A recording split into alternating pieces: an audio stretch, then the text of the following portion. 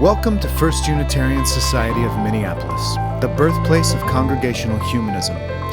We carry on that tradition of free thought today, dedicated to promoting a free search for truth, meaning, and justice. Our web address is firstunitarian.org. Thank you for joining us.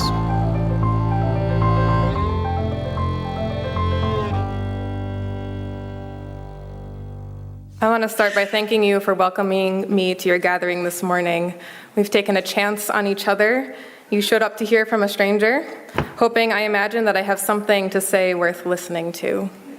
I've been working in Unitarian Universalist contexts in the Twin Cities for nearly 15 years, and I regret that this is my first time actually making it out here to your space. I've been in the building before, but only in the meeting room right inside the door, so I'm really grateful for a chance to be in this beautiful space with you all today. As we heard from Shelley earlier, I've been in this work for a long time. I've been called to BIPOC-centered Unitarian Universalism, which to me means that everything I do is in the service of liberation. Everything I do draws on and builds upon the work of people of color in our movement, and that is deeply important to who I am and who I'm called to be. I am also trans, I am Filipino, I'm a Taoist Unitarian Universalist, and I'm currently on staff with the Mid-America region of the Unitarian Universalist Association. And while I'm not going to say anything out of line this morning, I do need to be clear that I'm here as Nico the individual and not as Nico the UUA staff person. So I just share all of this not to justify my presence here, but just to give you a clearer picture of who I am and the lenses that I bring to what I'm going to share with you today. Last summer, an education and advocacy organization called the Philippine Study Group of Minnesota hosted a screening of a movie called 11,103, which is the number of Filipinos who were able to receive reparations from the government for the atrocities carried out during the US-backed Marcos dictatorship in the 70s and 80s. The documentary estimates that the actual number of people who were imprisoned, tortured, or otherwise impacted by Marcos's martial law years is over 200,000. One of the many powerful stories from the documentary was from Chris Palabay, a student activist in the 70s. His anti-Marcos activism continued until he was kidnapped off the street with a hood over his head and taken to a prison where he was tortured for information. His parents and a brother were arrested, and 2 other brothers were killed by the government. He cried and cried through the telling of his story. And yet he said he has no regrets. He would do it all over again because otherwise he would be allowing tyranny to rise. To have suffered and lost in the ways that he did and still hold so fast to his values that he would do it all again displays immense conviction and bravery. It has been clear for a while now to myself and to other members of the Filipino community here that the situation in the United States is very similar to the lead up to martial law under Marcos. We are seeing kidnappings, extrajudicial killings, media censorship, and imprisonment of activists for nonsense charges. I have been on a bit of a desperate quest to find Unitarian Universalism's theological answer to these times, a quest that started during the last presidential election and became something of an obsession during the surge. I knew my Filipino elders would have wisdom I could learn from, having lived through this before, but I also need UU wisdom. We have our shared values of justice, equity, transformation, pluralism, interdependence, and generosity with love at the center. These values shape UU community and help us discern the next right action to take. And this is a really good place to start. But I have become disillusioned with the constant emphasis that these are aspirational, that we will try our best to get there, but won't ever quite make it. In 2026 in America, in Minneapolis, we need to be a movement with some teeth and some backbone. We need to be a movement that can respond to fascism because the cost, the human cost of failing to live out our highest values and aspirations is one that falls disproportionately and violently on people with marginalized identities, and this is a price we cannot afford to pay. As I turned towards our theology for answers to the fascism around us, I found that we have some foundational work to do first. And let me be clear that I love Unitarian Universalism, certainly enough to devote my career and the better part of my life to it. And I am disappointed that we have not yet created the theological chops to answer the questions I am asking about how to survive these times. I hope we can soon expand our capacity to develop that theology, because I believe there is power in our UU movement, power that we need so that we can be free. The work that I believe we need to do is to get our actions in closer alignment with our stated values.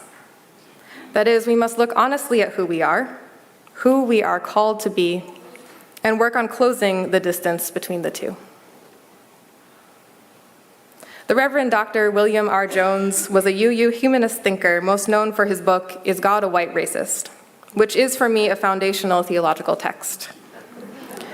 In it, Jones lays out a theology of liberation that he calls humanocentric theism, which places responsibility for the existence of suffering on humanity, which means humans are also responsible for ending it. He places God then in the backseat, where God chooses not to intervene because doing so would eliminate human freedom. There are many more fascinating facets to Jones's argument, but today we'll stick with one of the initial pieces from which he builds humanocentric theism, and that is the idea that a person or a deity can only be described based on their past and present actions, rather than their aspirations or promises of different behavior in the future. So if someone does kind acts, we can describe them as kind. If they do malicious acts but promise to change and do loving acts in the future, we probably should not describe that person yet as kind. In Jones's words, quote, "We must move from A, the actual acts of God in the past or present or both, to B, conclusions about his character, motives, and mode of activity. Given the principle that God is the sum of his acts, B, his character, is equivalent to A, his past and present acts. And A is thus the primary basis for speaking of C, God's future activity.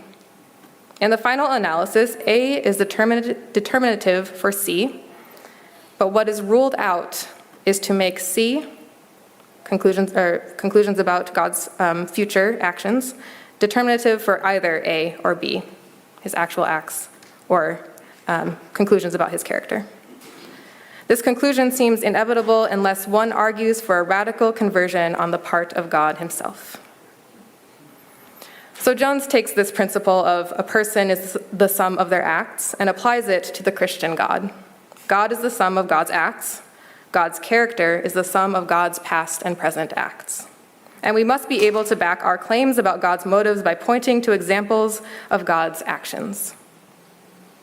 Jones says, "We cannot appeal to an alleged self or character that is independent of or in disharmony with the veritable acts of the person."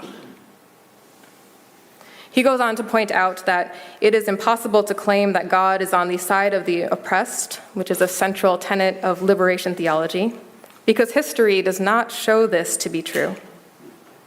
So humanocentric theism is Jones's attempt to reconcile the fact of oppression with Black Christians' desire for sound, God-centered liberation theology. Jones takes this idea that God's character can be determined by God's actions in a different direction than I want to go today, because he was engaging primarily with Black Christian theologians, and my audience here is different. I want to apply this principle to Unitarian Universalist theology and values, which I'll note is something Jones did himself quite powerfully in both Unitarian and humanist contexts, and you can check out his book, Speculations on Black Life, for more of that. So to turn this principle on ourselves, a community's values can be determined by looking at that community's actual behavior. Let's look at an example, draw out the values at play, and compare them with Unitarian Universalism's stated values of justice, equity, transformation, pluralism, interdependence, and generosity, with love at the center. In 2024, I was part of the UUA staff team in charge of the youth programming at General Assembly, GA. It's the national gathering of UUs at which the business of the association is carried out. It had been a tough year for trans people already, and on Wednesday that week, the Supreme Court had voted and decided to allow states to ban access to gender-affirming care for trans youth. My colleagues and I were able to respond quickly with statements, information sessions, and processing space, including several spaces for trans youth. On one of the last days of GA, I was meeting up with my colleague and a handful of trans teenagers outside of the youth room. We were about to go up to the presidential suite of the hotel to have an impromptu, trans-only snacks and hangout sesh with Carrie McDonald, Executive Vice President of the UUA. My colleague and I were tired. If you've ever led a youth camp or overnight type situation, this was day 4. My colleague and I are both trans adults, and so we were feeling the weight of the headlines on our own shoulders even as we showed up for our youth. We were so very tired. So we're in the hallway and we're waiting for others to join us. We're chatting about where we're going and why, who this Carrie McDonald person is, what a presidential suite is. And I overhear one of the teenagers say, "I love being trans. It comes with so many perks." The core values behind both our quick pastoral response to anti-trans legislation and the way we were able to show up, even despite being so tired, were justice and love, in recognition of the inherent worth and dignity of trans people. And that teenager was feeling the expression of those values so strongly that on a day that the highest court in this country had sided with transphobia, their main takeaway was, "I love being trans." That's the point of Unitarian Universalism. That's the magic that happens when we live our values out loud. We should feel good about stories like this and use them as examples to continue striving for. But of course, this principle is not meant to look only at the feel-good stories or the shining examples of Unitarian Universalism at its best. We must also look honestly at the hard or painful stories, name the values, and then decide, is this who we are called to be? In 2020, the UUA released Widening the Circle of Concern, a multi-year study on the status of racism within Unitarian Universalism, which included avatars that were representative of themes they heard from thousands of stories from real UUs. So let's take an excerpt from a story from Widening the Circle of Concern and draw out the values at play. This avatar says, "I am white, my husband is black, our 3 children are biracial. When I saw the pictures of the view of a UU retreat center, I knew I wanted to go. I had mapped out the driving route so that my husband could see that it was a drivable distance from the area where we live. He looked at me with a somber look and said very seriously, 'I'm not driving with my white wife and biracial children through that state.' I'm sad to say I told him he was being ridiculous, that in 2013 these things didn't happen. Moments after this conversation, the news started sharing some new information about Trayvon Martin, and I knew he was right. A road trip was not safe for my family. He was willing to compromise, though. He asked me to call the organizers and ask them if any Black people had attended the program in the past. So I did. The person I spoke to said that the only people of color she knew of who had ever attended were adopted children of white parents. That summer, we did attend an RE week in a different state. We were more familiar with that drive, and despite the fact that the city was over 90% white, we knew of another biracial family that would be attending. It became clear to me through that experience that the institutional structures of Unitarian Universalism would be a barrier for me and my family." End quote. So we could name a core value of the country that was on display in this story, a country that values white comfort over Black lives and has enforced this with fear and violence. This is not news. This case takes place in 2013, but with escalating violence and xenophobic and anti-trans legislation, so many of us are more discerning about traveling and venturing out into new contexts. These oppressive values in this country have only gotten stronger. Within Unitarian Universalism in this story, I find a core value of white comfort as well. Both organizing a UU retreat in a location that is difficult for Black UUs to travel to and low attendance by BIPOC UUs are institutional indications that, at minimum, the needs of Black attendees were not considered important enough to attempt to meet. And I do want to be clear here, going off script for a minute, that the way that white comfort shows up in the country writ large and the way it shows up in Unitarian Universalism are deeply, deeply related, and they are different, which is not to give us an excuse or an out. Whether or not this was intentional on the part of the organizers, these symptoms show a tendency to default to centering white needs, experiences, and priorities. It's really easy to slip into this. This country trains us to defer to whiteness. But Unitarian Universalist values ask us to center something different. I look at this story and I find a troubling similarity between the racist values of the country and the prioritization of white comfort within Unitarian Universalism. I find actions that point to values at odds with our shared values, and if we are to fight the way things show up in the world around us, we must start with ourselves. Now, the point of looking honestly at the values displayed by our actions is not to make us feel bad for failing to live up to our aspirations. The point is to give us an opportunity to change course. Jones says that the only way we can take God's future actions as determinative for conclusions about God's character is in the case of radical conversion on the part of God. That is, if UUs are showing by our actions that we value white comfort and needs, the only way we can continue to claim we value justice, equity, and love, among so many other things, is by changing our actions together. If you're hoping that I will now reveal the secret steps for how to do this, I must disappoint you. This is not a job that can be outsourced or deferred until the perfect outside savior swoops in to solve the problem. This is a project that needs the entire community committed to for it to succeed. So no, I have no secret solution for you, but I have offered the framework of being honest about who we are called to be, and the distance between the two. Look honestly at our actions as UUs within Unitarian Universalism, name the values being expressed, and work on bringing our actions in closer alignment with our stated values. Apply this to the way we welcome each other, the flow of Sunday morning, programming for children, accessibility considerations, off-site programs, everything about the community. This is how we move closer and closer to those beautiful and, yes, aspirational, shared UU values. This is how we get free. My Filipino elders recognize the values being expressed by the leaders of this country right now because they echo the values expressed by Marcos as he crushed the Philippines under martial law, killing thousands. At the screening of 11,103, the elders in the room shared their stories from the martial law years.